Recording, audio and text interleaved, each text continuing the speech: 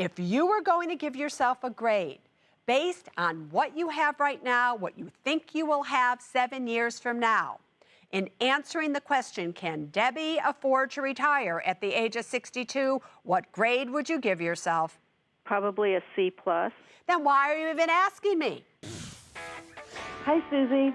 I'm 55 and hope to retire by 62. After 2 divorces and saving for my son's education, I'm playing catch-up with my finances. I think I've bounced back, but not quite to where I should be. I eventually want to spend more time with my twin sister, volunteer at the Humane Society, and enjoy life while my health is still good. Susie, how am I doing? Debbie, how are you? Pretty good. Thanks for having me on the show. Anytime. You know, Debbie, you're 55 years of age right now. And it so confuses me because so many of you at 55, and I can talk to you like this because I'm going to be 60 this year in just a few months. You always think as you get older, you're going to be too old to enjoy life.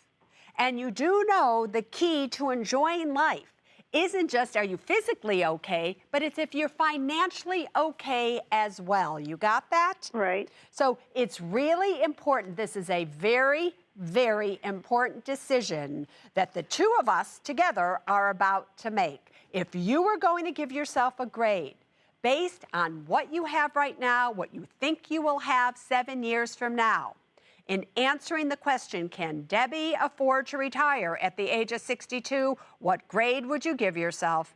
Probably a C+. Then why are you even asking me? Why are you even asking? I'm serious, because you would only want to be able to graduate with an A for you really to be able to retire. Don't you think it's either perfect or it's not? But girlfriend, before I give you my grade, let's look at your money. She has income of about $4,000 a month and expenses of about $3,200 a month. She has $231,000 in retirement. $3,300. I'll repeat that. $3,300 in an emergency fund. $5,800 in investments. Her current home value is $148,000. She has consumer debt of $5,800. Most of that, a car, things like that.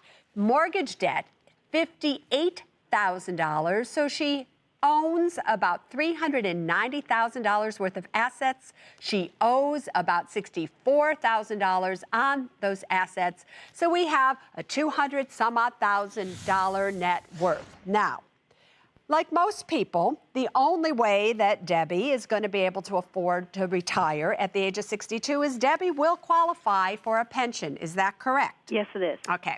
You also have a plan that your home that you are currently living in, that you want to stay in, I believe, will be paid off at the age of 62 as well. Is that correct? That's my goal. All right. If I were to look at what you have, what you're about to have, and everything, in answering your question, I have to tell you, I agree with you. I give you a C or a C+.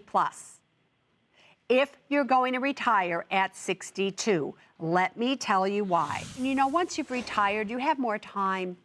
You get to do more things, and actually your expenses can go up in retirement rather than down. So just for safekeeping, let's make it that you need $3,000 a month after taxes for you to be okay at the age of 62. Your before-tax pension is $3,111. Your Social Security is $711. So that gives you $3,822 before taxes, or after taxes, because your Social Security will be taxed as well, 85% of it, $2,900 a month after taxes. So you're just about making it. Now, I understand that you have money and everything. You have about $201,000 and whatever it may be in all your retirement accounts, and that you're going to continue to contribute to all of these. Let's just say by the time you're 62, you have $275,000 in these retirement accounts. At most, even after taxes, that's another $500 or $600 a month. So even if you were to withdraw money at that time from these retirement accounts, you're at $3,400 a month after taxes for the rest of your life. If you get ill, you have to go into a nursing home, anything happens, there is not enough money for you to be able to do so.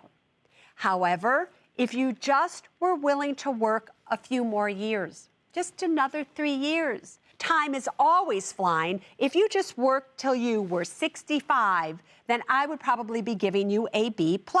Why? Because at 65, your pension goes up to $4,400 a month from $3,100 a month. Your Social Security, because of what you do, essentially stays the same. So you're at $5,100 before tax. After tax, you're at about $3,800 a month. You could essentially make it. You could leave your $275,000 in your retirement account to grow and grow and grow in case of an emergency. And if you needed it, so what? It's another $500 or $600 a month, but I don't think you'll need it.